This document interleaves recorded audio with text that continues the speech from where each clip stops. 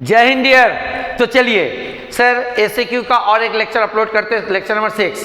Sir अभी थोड़ा देर पहले आपको लेक्चर नंबर 5 में सर हम लोग 25 क्वेश्चन आपको बताए थे। आशा करते हो 25 क्वेश्चन याद कर लोगे। फिर 25 क्वेश्चन अभी बताते हैं। इसी तरह आपको 100 क्वेश्चन सर कल तक या आज रात तक अपलोड कर देंगे। संडे को आपको पूरा टाइम है इस शॉर्ट एमसीक्यू एसएक्यू देख लेने का। अगर शॉर्ट एसएक्यू देख लेते हो तो आशा करते हैं आपको 12 तो एसएक्यू में मैक्सिमम एसएक्यू लेने का चांसेस बढ़ जाता है। क्यों सर बार बता रहे, बीएसटी में बहुत बड़ा सिलेबस है, कहीं से भी एमसीक्यू और एसएक्यू बनता है। ओके तो चलिए आगे बढ़ते हैं, थोड़ा देखते हैं। सर फिर वही अगर पहले बताया कि सर हमारे यहाँ सीएमए फाउंडेशन का क्लासेस सर 7 अप्रैल से होने वाला। सर कब से होने वाला? 7 अप्रैल से। सर इसका क्लासेस का टाइमिंग क्या है? सुबह 11 बजे से लेकर दोपहर का 2 बजे तक क्लासेस चलेगा। सर इसका एग्जाम कब बैठेंगे आप एग्जाम में? सर इसका एग्जाम दिसंबर में बैठिएगा। एक जून में होता है, दूसरा दिसंबर में होता है। अब दिसंबर वाला में एग्जाम में बैठिएगा। इसका टोटल कोर्स फीस कितना है? सर 12,999। आप इसको 3 इंस्टॉलमेंट में दे सकते हो, 5, 4, 4 जो आपका ये मंथ गैपिंग है। और सर ग्रेजुएशन का फर्स्ट सेमेस्टर का क्लासेस हमारा 10 जुलाई से स्टार्टेड होगा। सर कब इसका एग्जाम कब होगा? 26 में जाके फरवरी और मार्च के आसपास होगा। सर इसका टाइमिंग क्या? 3 से 4 आज का क्लासेस का टाइमिंग है। इसका ट्यूशन फीस कितना sir? 799 per month. Okay but अगर आप फाउंडेशन में एडमिशन लेते हो तो फिर आपका फर्स्ट सेमेस्टर का क्लासेस फ्री ऑफ कॉस्ट में चलता रहेगा, है ना। चलिए आगे बढ़ते हैं और क्लासेस को करते हैं, क्योंकि सर अभी आप लोगों के लिए बहुत इंपॉर्टेंट है। हाँ फिर एक बात और बता दें, अगर कोई पहली बार अगर वीडियो देख रहे हो तो सर इस वीडियो के नीचे व्हाट्सएप ग्रुप का लिंक है, आप उसको क्लिक करके ग्रुप को ज्वाइन कर लो।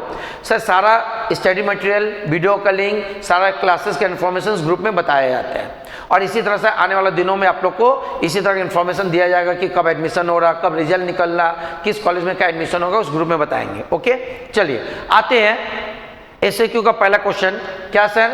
What are the element of delegation? Sir delegation का एलिमेंट क्या होता है? तो याद रखिएगा डेलीगेशन का 3 एलिमेंट होता है। सर कितना एलिमेंट होता है? 3। सर क्या क्या? पहला होता है authority, responsibility and accountability. Sir याद रखिए एमसीक्यू में भी आएगा। क्या? The 3 element of delegation are authority, responsibility, accountability. एक बार बोलो प्लीज, क्या? अथॉरिटी, रिस्पॉन्सिबिलिटी और accountability. Question number 2, what is linear organisation? Sir किसी भी ऑर्गेनाइजेशन में जब टॉप लेवल, ठीक उसके नीचे मिडिल लेवल, फिर उसके नीचे सर लोअर लेवल होता है, सर ऐसे वर्टिकल में होता है, उसको बोलते हैं लीनियर ऑर्गेनाइजेशन। तो linear organisation is a structure where authority flow, जहाँ सर पावर जो फ्लो होता है, कैसे फ्लो होता है? सर स्ट्रेट लाइन, मान स्ट्रेट लाइन में फ्लो होता है top to bottom, and one employee has only one boss. इसमें क्या होता है? एक ही एम्प्लॉय होता है, उसको क्या बोलते हैं सर? Linear organisation. और याद रखना ये ओल्डेस्ट मेथड है। आपसे एमसीक्यू में पूछेगा सबसे ओल्डेस्ट कौन है तो बोलोगे linear organisation. Question number 3, what is structure organisation? Sir structure organisation किसे बोलते हैं? स्ट्रक्चर ऑर्गेनाइजेशन का मतलब एक फ्रेमवर्क होता है, एक स्ट्रक्चर होता है विद इन विच मैनेजरियल और non managerial task are perform. किसी भी कंपनी में स्ट्रक्चर ऑर्गेनाइजेशन का मतलब सर एक फ्रेमवर्क होता है जिसमें जितना भी मैनेजरियल और नॉन मैनेजरियल अपना काम को परफॉर्म करता है, उसका पूरा ढांचा बना होता है, उसी को बोलते हैं सर स्ट्रक्चर ऑर्गेनाइजेशन। आते what is staffing? Sir staffing means selecting and appointing the right person for the right job in the organisation. जब भी किसी बिजनेस में, किसी ऑर्गेनाइजेशन में सर राइट जॉब के लिए, राइट पोस्ट के लिए राइट पीपुल को हम लोग सेलेक्ट करते हैं, अपॉइंट करते हैं, उसे बोलते हैं क्या? Staffing. Sir question number 5, why staffing selecting is called negative process? Sir हम लोग स्टाफिंग को नेगेटिव प्रोसेस क्यों बोलते हैं? क्योंकि सर यहाँ जो काबिल होता है, एलिजिबल पर्सन होता है, उसी को पोस्ट में रखा जाता है, और जो एलिजिबल नहीं होता सर उसको एलिमिनेट कर दिया जाता है। तो एलिमिनेट करने के कारण इसमें से ज़्यादा करके कैंडिडेट को एलिमिनेट किया जाता है, इसलिए इसको हम लोग नेगेटिव प्रोसेस बोलते हैं। तो सर एग्जाम में आता क्या लिखिएगा, है ना? Staffing selection is called a negative process because it eliminates an unsuitable candidate and select only the best one for the job। तो सर एलिमिनेट करने के कारण हम लोग इसको नेगेटिव प्रोसेस बोलते हैं। ठीक है चलिए आगे बढ़े। सर समय बचाना है, हम बार बता रहे, थोड़ा स्पीड भी करें, जो टू द पॉइंट उसको समझा रहे ताकि आप लोग याद कर लो। आते question number 6, what is recruitment? Sir recruitment किसको बोलते हैं? Finding and attracting the right people to apply for the job in the organisation. Sir organisation में जॉब के लिए अप्लाई करने के लिए सही पर्सन को हम लोग क्या करते हैं? खोजते हैं और अट्रैक्ट करते हैं, उसी को बोलते हैं का recruitment. Give to example of non monetary incentive. Sir वो दो ऐसा इंसेंटिव का नाम बताओ जिससे एम्प्लॉय को हम लोग मोटिवेट करते हैं बट वो नॉन मॉनिटरी होना चाहिए, मैंने पैसा इन्वॉल्व नहीं होना चाहिए। तो सर इसे एमसीक्यू भी बताए हुए थे, का promotion and stability of worker. Sir अगर किसी को मोटिवेट करना एम्प्लॉय को तो उसको प्रमोशन दो, उसका काम को स्टेबल रखो, मतलब सिक्योरिटी देना चाहिए कि आपका काम नहीं जाएगा। तो आपसे दो पूछा तो दो याद रखिएगा। What is motivation? Sir motivation का एक इनर फोर्स होता है जो अंदर से क्या करता है, मेरे को पुश करता है किसी काम को करने के लिए। तो देखो, it is the inner force that inspire a person to take action and achieve their goals. Motivation एक इनर फोर्स होता है जो किसी पर्सन को इंस्पायर करता है कुछ करने के लिए और गोल को हासिल करने के लिए। Question number 9, what is communication? Sir communication क्या है? कम्युनिकेशन एक प्रोसेस है जिसमें हम लोग क्या करते हैं, एक्सचेंज करते हैं। क्या एक्सचेंज करते हैं? अपना thought, idea, fact and feeling and view, इस सबको क्या करते हैं, एक्सचेंज करते हैं अमॉन्ग द टू और more people to create common understanding. Common understanding के लिए जब हम लोग दो आदमी, दो से ज्यादा आदमी आपस में अपने थॉट को, आइडिया को, फैक्ट को, है ना, फीलिंग को और व्यू को जब हम लोग एक्सप्रेस करते हैं उसी को क्या बोलते हैं, communication. Question number 10, what is leadership? Leadership is the personal quality, एक इंसान का पर्सनल क्वालिटी होता है। क्या सर? लीडरशिप, है ना, लीडरशिप एक पर्सनल क्वालिटी होता है by which a person can guide the other, जिससे एक इंसान दूसरे को गाइड करता है, इन्फ्लुएंस करता है their behaviour and control their activity, और सर उसके एक्टिविटी को कंट्रोल करता है, उसको कहा होता है लीडर। ठीक है, लीडर एक पर्सनल क्वालिटी होता है। जल्दी से इतना थोड़ा पढ़ लीजिए प्लीज।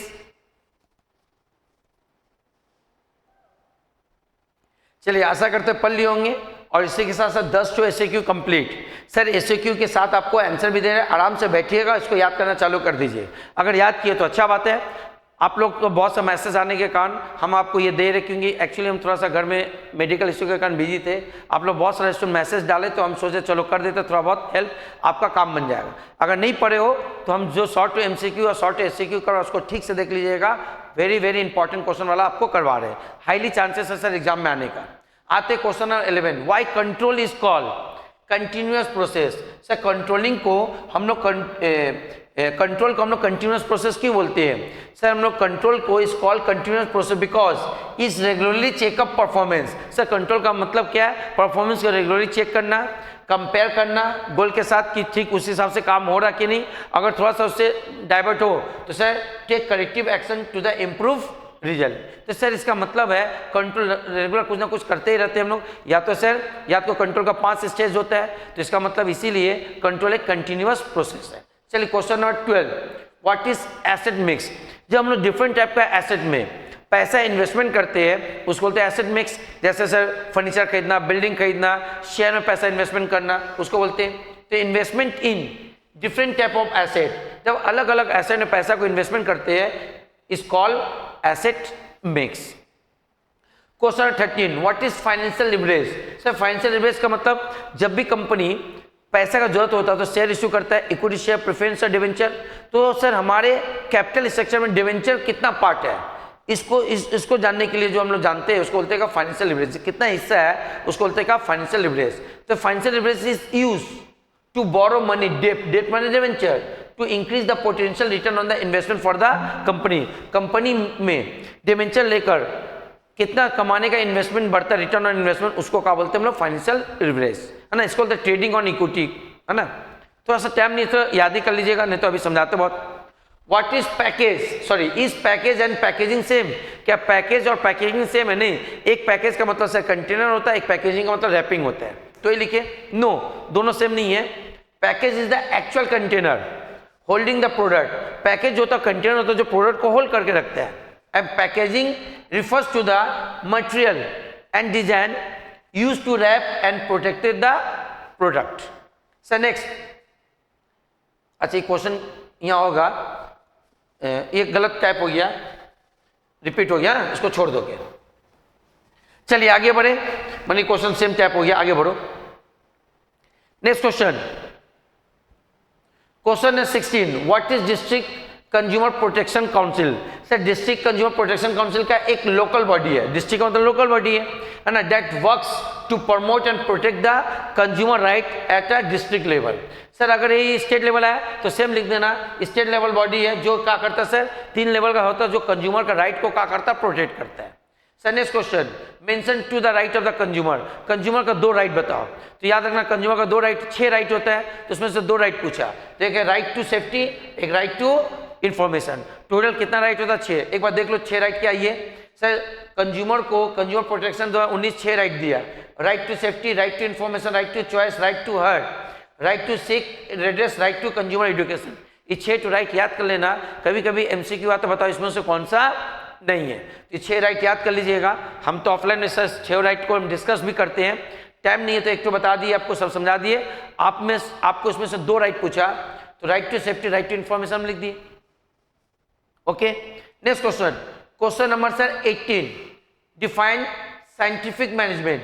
सर साइंटिफिक मैनेजमेंट कौन दिया? MWF टेलर है ना, उन्होंने दिया। और इसमें क्या किया कि कोई भी काम हम लोग साइंटिफिक तरीके से कैसे करते हैं, तो scientific management approach developed by FW Taylor.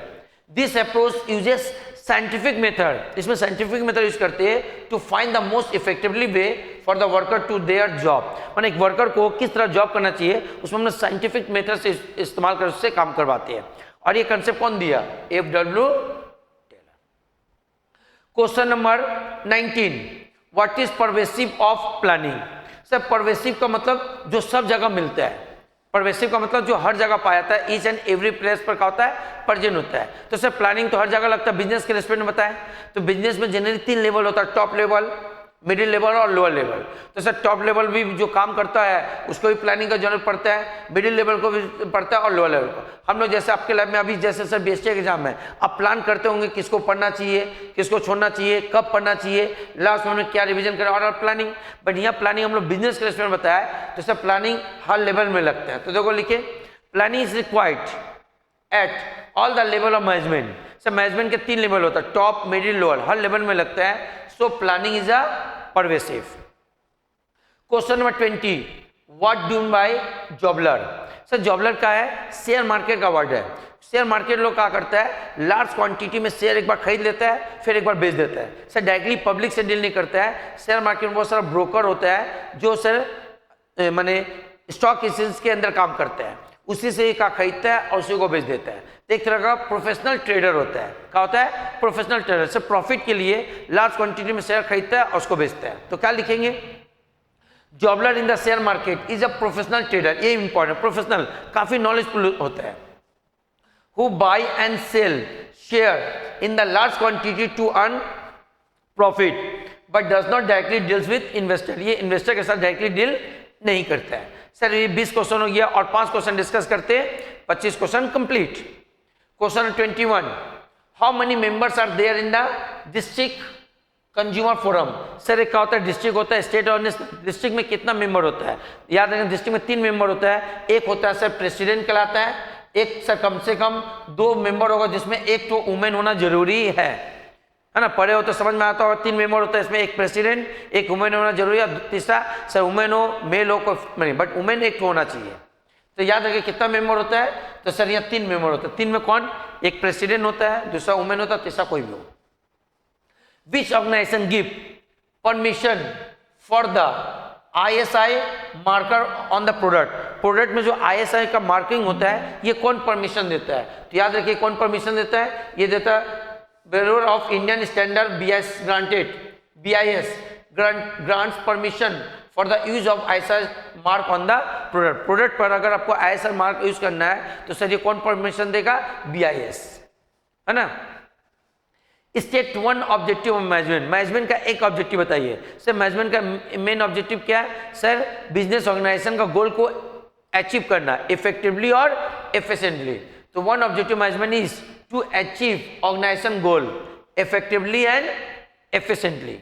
So next question number 24, write the name of the input of 4C। जैसे 4P होता है, 4C का नाम बताओ। सर 4C में क्या आता है? पहला आता है consumer, cost, convenience and communication. And last question, what do mean by loan capital. Sir loan capital किसको बोलते हैं? जब हम लोग उधार लेते हैं। Sir loan capital refers to the borrowed money, जो पैसा हम लोग उधार लेते हैं, that company takes from the bank और इन्वेस्टर, जब हम लोग बैंक से इन्वेस्टर से पैसा उधार लेते हैं क्या करने के लिए, which need to repaid with interest, जिसको हम लोग बाद में इंटरेस्ट के साथ चुकाते हैं, उसको बोलते हैं लोन कैपिटल। सर इसी के साथ sir 25 question complete, it means आपको 50 तो एससीक्यू कंप्लीट। ये 50 तो एससीक्यू तब तक पढ़िए और हमारे पास टाइम होता है तो हम बनाकर 50 तो एससीक्यू आप लोग को अपलोड कर देंगे, तब तक ये 50 क्वेश्चन अच्छा से पढ़िए। सर 100 तो एससीक्यू देंगे, आशा करते हैं आपका मैक्सिमम क्वेश्चन एग्जाम में लग जाएगा। चलिए तब मिलते हैं नेक्स्ट वीडियो में, आज के लिए जय हिंद, गुड नाइट, शुभ रात्रि एंड सब खैर।